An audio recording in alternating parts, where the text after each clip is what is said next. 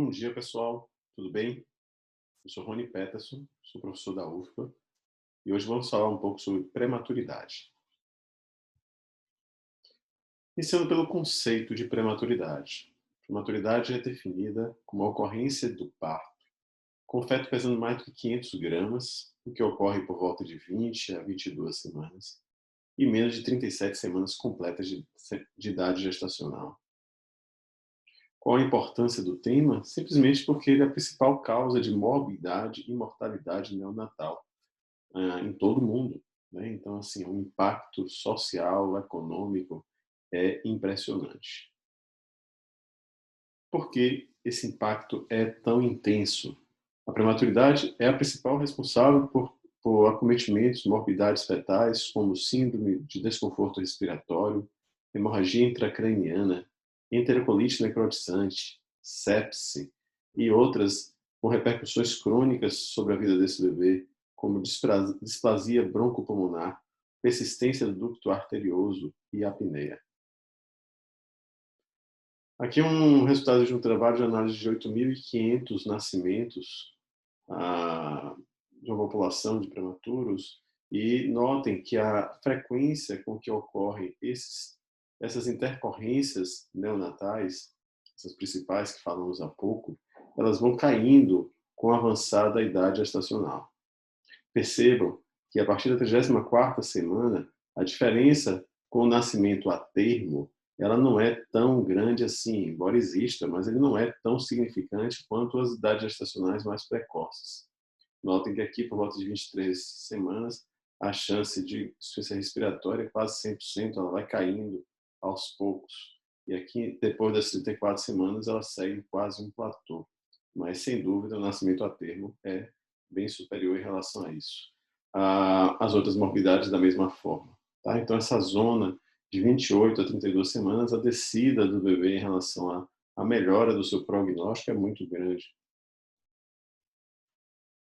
Então, por toda a vida do indivíduo, ele pode cursar com limitações no seu desenvolvimento, consequências desse nascimento antes da hora. 10 a 15% dos bebês nascem com menos de 1,5 kg. Podem cursar com paralisia cerebral, retardo mental, desordens convulsivas, alterações cognitivas, alterações neuromusculares, visuais e auditivas, que vão, sem dúvida, repercutir para a vida adulta dessa criança. São desvantagens neurológicas e psicológicas diante de toda a sociedade. Então, as consequências não acabam simplesmente no parto ou no ato do sobreviver desses bebês. Outro ponto importante é o alto custo da assistência.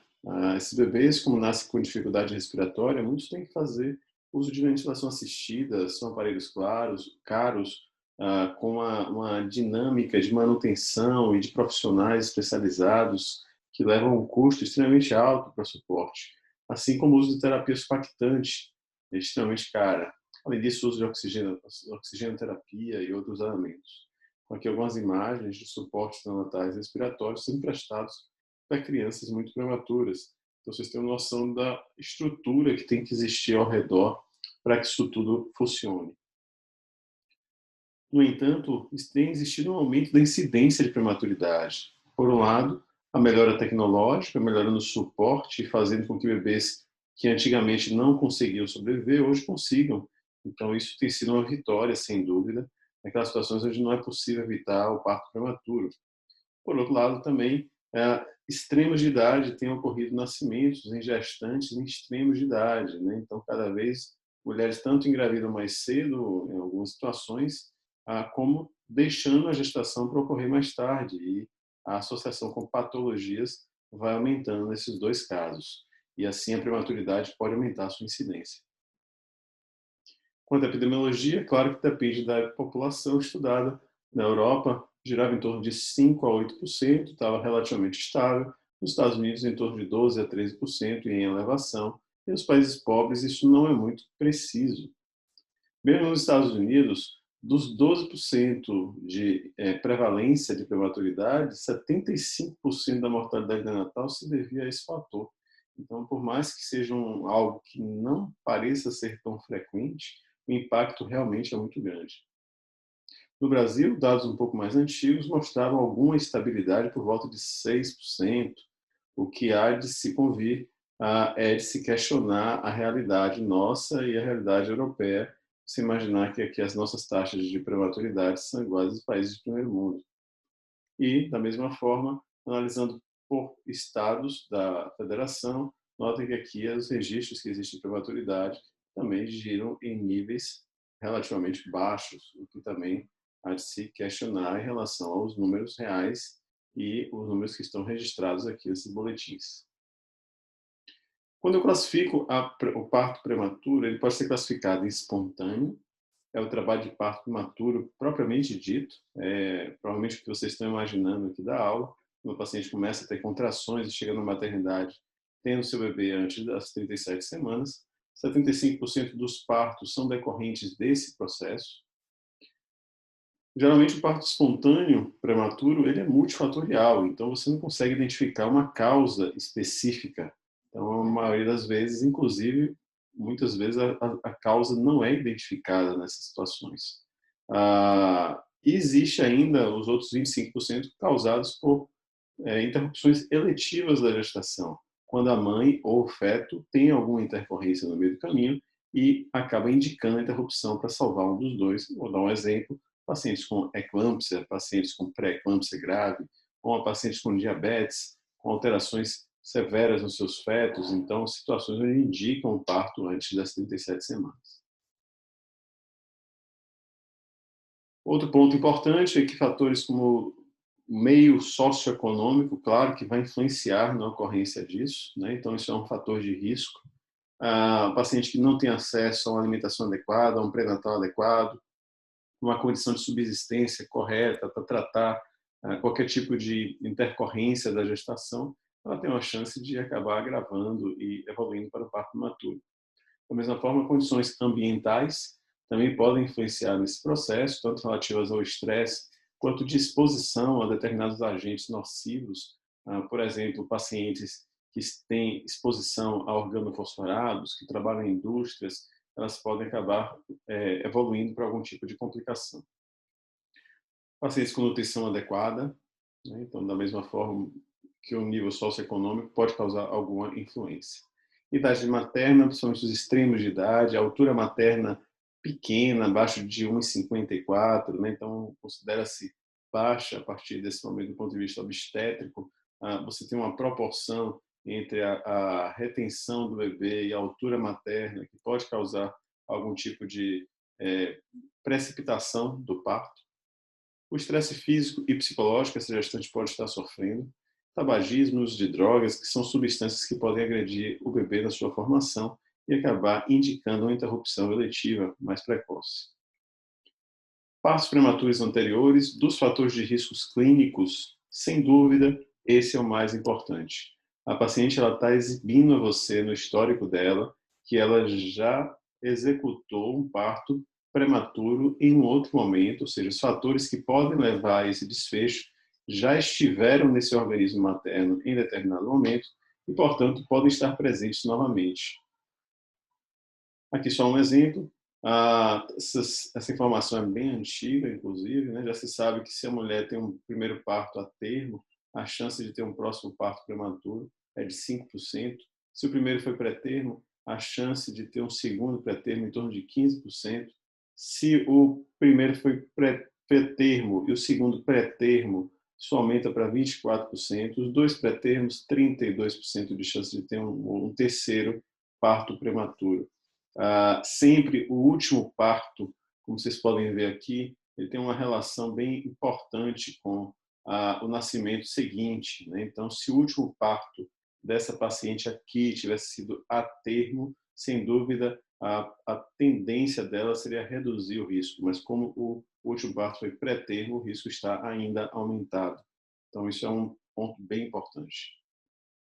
Sangramentos de primeiro e segundo trimestre também aumentam a chance de ter contrações irregulares, contrações antes da hora. No caso do segundo trimestre, um grande exemplo seria o descolamento prematuro de placenta, placenta prévia. São situações de risco para o bebê e para a mãe, e às vezes a interrupção ela é necessária.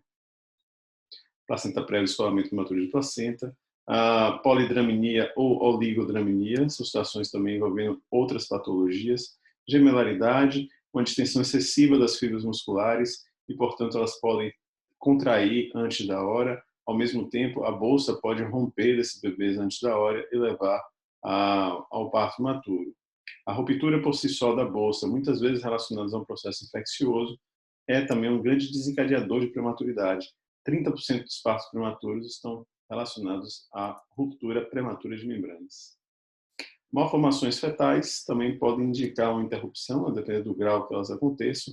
Outro exemplo é o anencéfalo, né? O anencéfalo geralmente cursa com polidrâmino, então associa-se dois problemas, mas causa às vezes hiperdistensão de cavidade e às vezes um trabalho de parto antes da hora.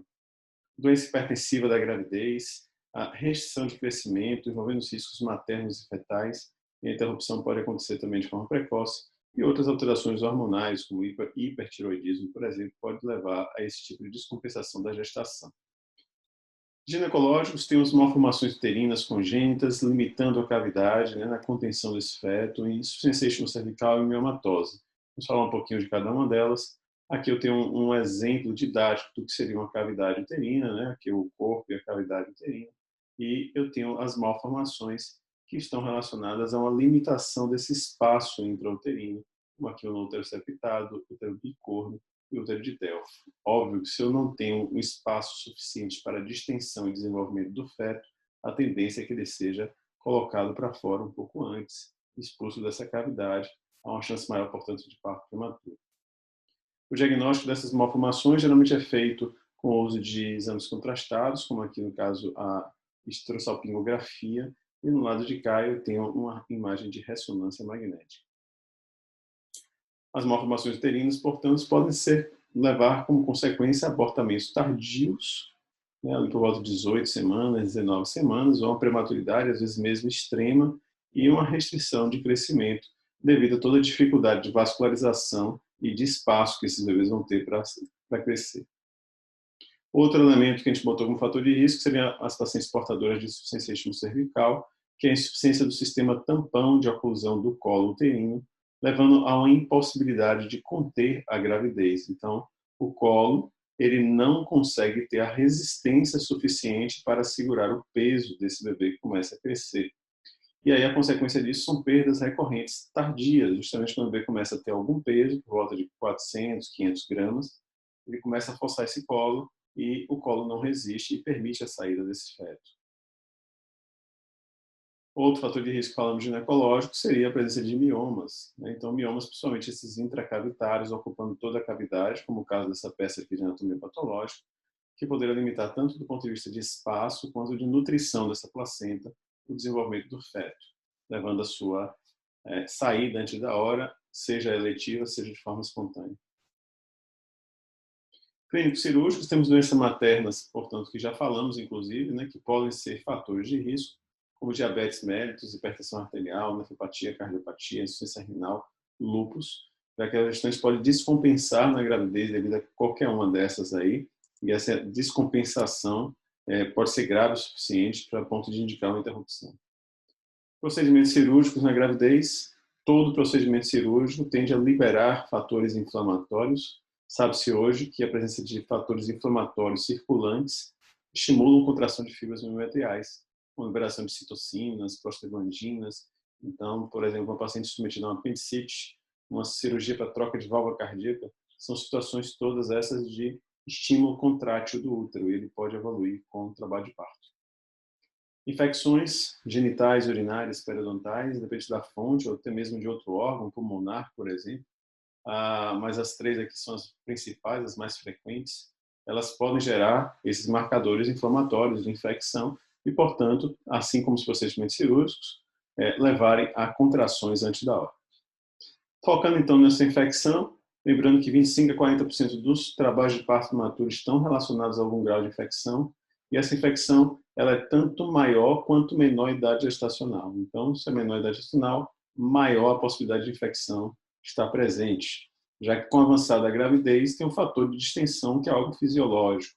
Então, não se justifica uma gestação ainda muito inicial, sem o fator fisiológico da distensão das fibras, está de repente contraindo. Provavelmente tem algo que está ali nesse ambiente provocando o processo contrátil e muitas vezes infecção. Aqui uma análise da presença de infecção em culturas de material proveniente da cavidade uterina, em partos que ocorreram abaixo de 30 semanas, 80% tinham algum grau de infecção diagnosticada dessa forma, comparado aos partos que ocorreram após 37 semanas, apenas 30% tinham algum grau de cultura positiva. Como é que a infecção age provocando o trabalho de parto? Então, a colonização bacteriana, ela age na região córeo-decidual, a liberação de endotoxinas e exotoxinas. Isso vai promover uma resposta tanto materna a esses elementos, quanto fetal. Do ponto de vista fetal, o bebê produz na adrenal o cortisol, o estresse, né? Ele produz o cortisol e isso aumenta a liberação de prostaglandinas.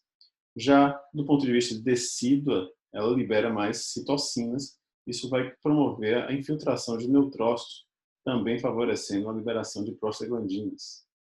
A consequência disso tudo é que essas prostaglandinas liberadas e mesmo a infiltração de neutrófilos aumentam a liberação de metaloproteinases.